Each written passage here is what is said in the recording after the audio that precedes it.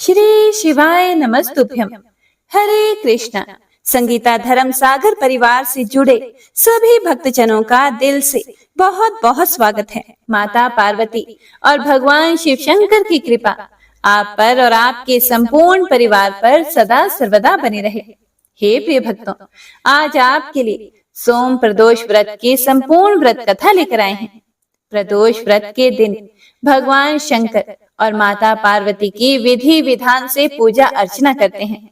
सोम प्रदोष के दिन भोलेनाथ के अभिषेक, रुद्राभिषेक और श्रृंगार का विशेष महत्व है।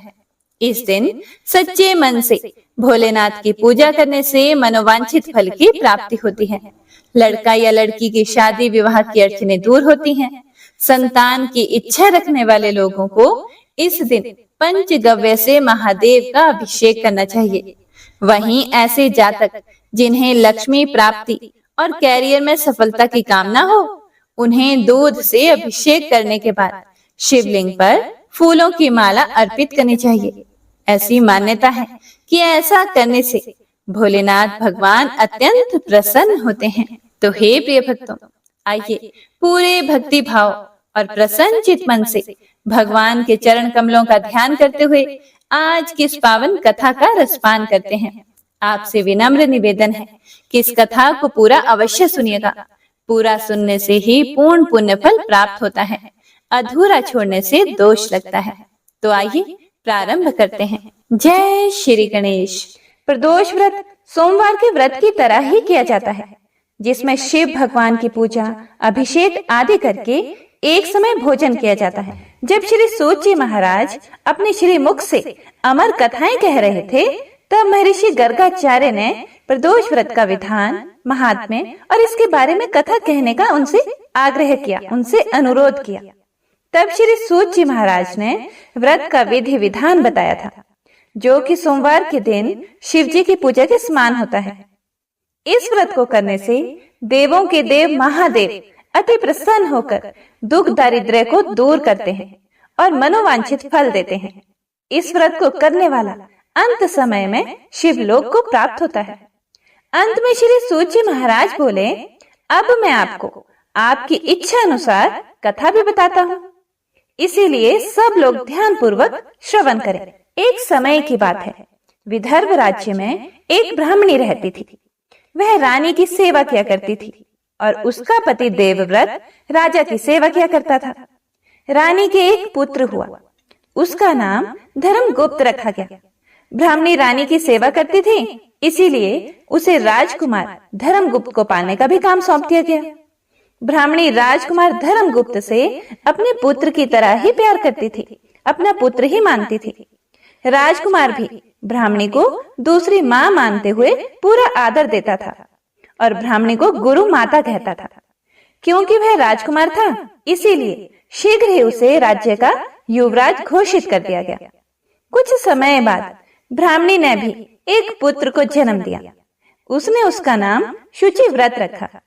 राजकुमार धर्मगुप्त शुचिव्रत को छोटे भाई की तरह ही स्नेह देता था, प्यार करता था। शुचिव्रत भी राजकुमार धर्मगुप्त को बड़े भाई का स्थान देता था, बड़े भाई की तरह ही मान देता था। ब्राह्मणी भी दोनों को समान रूप से अपना पुत्र मानती थी और दोनों पर समान रूप से ममता लुटाती थी। लेकिन राज्य का जो मंत्री था, वह बहुत ही कुटिल था। उसकी राजगद्दी पर बुरी नजर थी, परंतु वह ब्राह्मण देवव्रत के कारण राजा का कुछ भी नहीं बिगाड़ पाता था। परंतु वह ब्राह्मण से नाराज रहने के कारण ब्राह्मण के हर काम में टांग अड़ाता रहता था और ब्राह्मण देवव्रत को परेशान करता रहता था, जिसके कारण ब्राह्मण और ब्राह्मणी दोनों दुखी रहते थे। एक बार शत्रु राजा ने राज्य पर आक्रमण कर दिया। मंत्री तो पहले से ही गद्दार था। जैसे ही उसको अवसर मिला, वह शत्रु से जाकर मिल गया और उसने राज्य की, सेना की सारी गुप्त जानकारियां शत्रु को दे दी, जिससे शत्रु राजा जीतते हुए राजमहल तक पहुंच गया। ब्राह्मण देवव्रत राजा की रक्षा करते हुए मारा गया, परंतु फिर भी वह राजा को बचा नहीं पाया। शत्रु राजा ने राजा और रानी को मारकर उसके राज्य पर अधिकार कर लिया। कुटिल मंत्री राजकुमार धर्मगुप्त और ब्राह्मणी को मारने के लिए ढूंढने लगा। ब्राह्मणी को जब इसकी सूचना मिली तो वह अपने बड़े पुत्र राजकुमार धर्मगुप्त और अपने छोटे बेटे शुचिव्रत को लेकर जंगल में जाकर छुप गई। घोर विपत्ति के कारण दुखी होकर वह अपनी व अपने पुत्रों की रक्षा के लिए पुत्रों को साथ में लेकर जंगल में झोंपड़ी बनाकर रहने लगी, क्योंकि अब उनके पास कुछ भी नहीं था। कभी भिक्षा मांगकर तो कभी कंदमूल फल खाकर वह अपना और पुत्रों का निर्वाह करने लगी। पास में ही शांडिल्य मुनि का एक आश्रम था। एक दिन वह अपने दोनों पुत्रों के साथ उनके आश्रम में जा पहुंची और ऋषि को दंडवत प्रणाम करके अपनी दुख भरी कथा सुनाने लगी, जिसे सुनकर मुनि को उन पर दया आ गई और उन्होंने ब्राह्मणी को 1 वर्ष तक प्रत्येक पक्ष की त्रयोदशी अर्थात प्रदोष व्रत करने को कहा। इस व्रत को करने से भगवान शंकर भोलेनाथ की तुम पर कृपा दृष्टि होगी। वह प्रसन्न होकर तुम्हारे दुख और दरिद्र को दूर करके तुम्हारे जीवन को सुखी बनाएंगे। शांडिल्य ऋषि कहने लगे कि प्रदोष व्रत की पूजन का विधि विधान तो बहुत बड़ा है, परंतु श्रद्धा भक्ति और सामर्थ्य के अनुसार विश्वास रखकर व्रत को करने से भी भगवान भोलेनाथ की तुम पर शीघ्र ही कृपा होगी और तुम्हारा कल्याण होगा। इसीलिए ब्राह्मणी ने ऋषि के वचन पर अटूट विश्वास रखते हुए श्रद्धा भाव और अपनी सामर्थ्य के अनुसार व्रत करना शुरू कर दिया। सूत जी बोले, हे मुनीश्वरों, अब मैं तुमको आगे की कथा कहता हूँ, ध्यान पूर्वक सुने।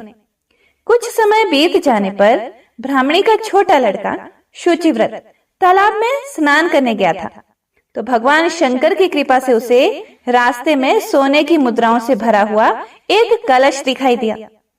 वह स्वर्ण कलश को लेकर अपनी माता के पास जा पहुंचा। वह माता को कलश देता है तो माता कहती है, तुम दोनों भाई आपस में आधा आधा बांट लो। फिर बड़ा भाई धर्मगुप्त बोला, इस धन पर मेरा कोई अधिकार नहीं है माँ, इसीलिए मैं यह धन नहीं लूंगा। यदि भगवान शंकर की कृपा होगी तो मुझे भी धन प्राप्त होगा। कुछ समय बीत जाने के बाद एक दिन दोनों भाई घूम रहे थे और घूमते घूमते वन के बीच में जा पहुंचे। वहां उन्हें अनेक रूपवती गंधर्व कन्याएं अटखेलियां करती हुई दिखाई दी। उन सब को देखकर शुचिव्रत बोला, मैं स्त्रियों के बीच में नहीं जाऊंगा। ऐसा कहकर वह उसी स्थान पर रुक गया। बड़ा भाई धर्मगुप्त उन कन्याओं के समूह में जाकर पहुंच गया। उसके स्वरूप को देखकर उनमें से एक गंधर्व कन्या ने उससे एक प्रश्न किया कि आप कौन हैं? इस वन में आपका आगमन कैसे हुआ?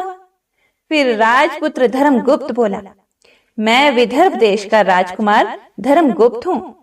मेरे पिता की हत्या करके शत्रुओं ने हमारे राज्य पर अधिकार कर लिया है, इसीलिए मेरी रक्षा के लिए गुरु माता मुझे और उनके पुत्र को साथ लेकर यहाँ वन में रहती हैं। अब आप अपना परिचय देने की कृपा कीजिए।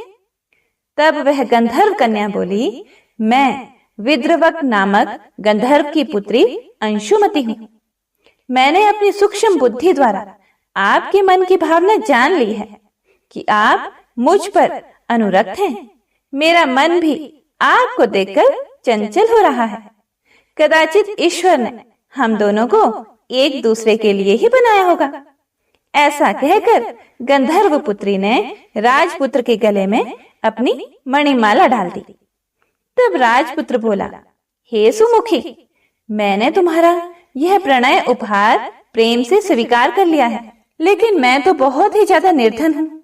मेरा तुम्हारा विवाह किस प्रकार हो सकेगा? तब अंशुमति बोली, हे राजपुत्र, आप कोई चिंता ना करें। मेरे माता पिता आपको देखकर बहुत ही प्रसन्न होंगे और विवाह की स्वीकृति भी दे देंगे। कल सुबह ही आप यहाँ अवश्य आना।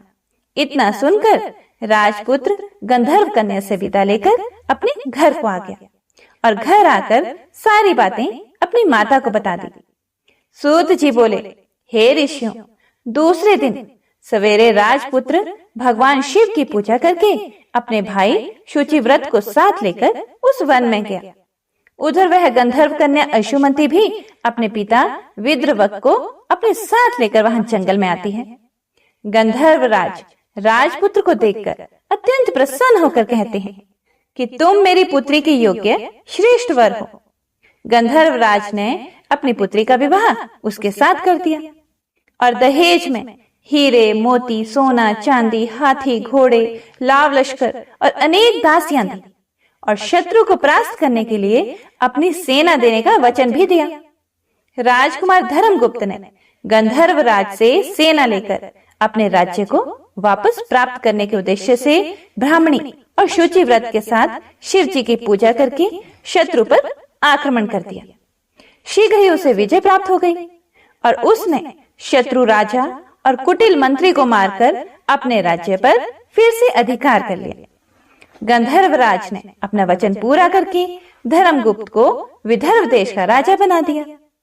धर्मगुप्त ने राजा बन जाने पर अपने छोटे भाई शुचिव्रत को मंत्री तथा गुरु माता को राजमाता के पद पर सुशोभित कर दिया। इस प्रकार भगवान शिव जी की कृपा से वे सभी आनंद से रहने लगे। सूत जी बोले, हे ऋषियों, जो भी स्त्री या पुरुष पूरी श्रद्धा भक्ति भाव से इस प्रदोष व्रत को करेगा तथा शिव जी का पूजन अभिषेक करेगा, रात्रि जागरण करेगा, कथा सुनेगा, महादेव जी उनके सारे कष्ट हर लेंगे और अपने लोक में अवश्य ही स्थान देंगे। हे भगवान शिव और माँ पार्वती, कथा सुनने वाले सभी शुद्धिजनों की मनोकामना पूर्ण करना। प्रेम से बोली शिव पार्वती की जय, गणेश भगवान की जय। आइए अब जो गणेश जी की है कहानी आपको सुनाने जा रही हूँ, इसे हर व्रत कथा में जरूर सुनना चाहिए। एक गांव में एक डोकरी रहती थी, मतलब कि एक वृद्ध औरत रहती थी। उसकी बहू थोड़ी सी पागल जैसी, बावली जैसी रहती थी। उसे भूख बिल्कुल भी सहन नहीं होती थी। वह रोज सुबह उठकर सबसे पहले खाना खाती थी, फिर दूसरे काम करती थी, जैसे झाड़ू वगैरह जो भी घर के काम होते हैं। एक दिन उनके यहाँ पूजा होनी थी और पूजा के लिए खाना बनाना था। तो वृद्धा ने सोचा कि यह तो सुबह उठकर सबसे पहले खाऊं खाऊं करेगी और सारा खाना जूठा कर देगी। तो वृद्धा ने एक उपाय सोचा। पहले के टाइम में कुएं से पानी लेकर आते थे, तो उसने क्या किया, उसने पानी के मटके के नीचे एक छोटा सा छेद कर दिया और बहू से कहा कि आज पूजा है, तू सुबह से खाऊं खाऊं मत करियो, तू पहले पानी भर कर ला, फिर कुछ खा लियो। बहू ने सास से कहा कि ठीक है माँ, और वह पानी भरने के लिए चली गई। बहू भी थोड़ी सी समझदार तो थी, उसने देख लिया था पहले ही कि सासू जी ने मटके में छेद कर दिया है।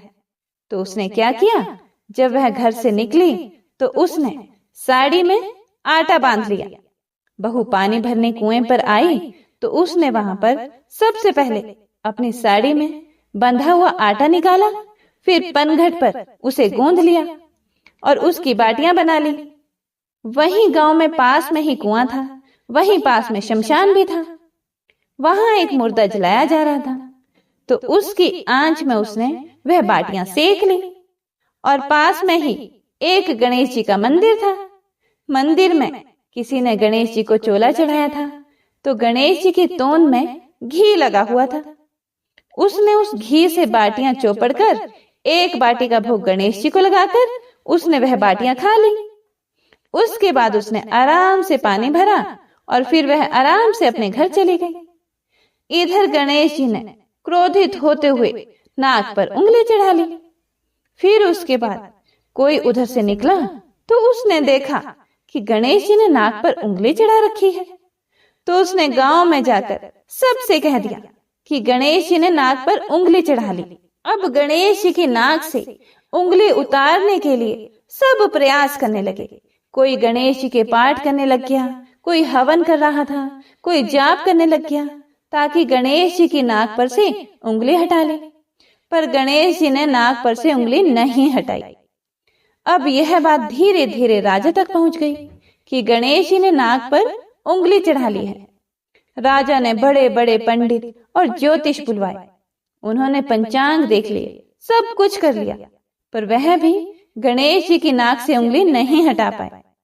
अब राजा ने पूरे राज्य में मुनादी करवा दी कि जो भी गणेश जी की नाक पर से उंगली हटवाएगा उसे 5 गांव की जागीर दे दी जाएगी। अब राज्य में सभी लोग अपनी अपनी तरफ से प्रयास करने लग गए। गणेश जी ने फिर भी नाक से उंगली नहीं हटाई। सब थक हार गए। आखिर में डोकरी की बहू बोली कि माँ साहब, आप कहो तो मैं गणेश जी की नाक से उंगली हटा सकती हूँ। तो वृद्धा हंसने लगी कि बड़े बड़े पंडित और ज्योतिष गणेश जी की नाक से उंगली नहीं हटा पाए, तू हटा देगी? बावली, तू कैसे हटा देगी? तभी एक आदमी ने कहा कि एक बार इसे भी मौका दे दो, इसको भी प्रयास करने दो, इसको भी देखने दो, हो सकता है कि यह गणेश जी की नाक पर से उंगली हटा दे। फिर उन्होंने कह दिया कि चलो तू भी कर ले, एक बार कोशिश कर ले। बहू ने कहा, पर मेरी एक शर्त है कि मेरे घर से गणेश जी के मंदिर तक एक बड़ा पर्दा लगाया जाए।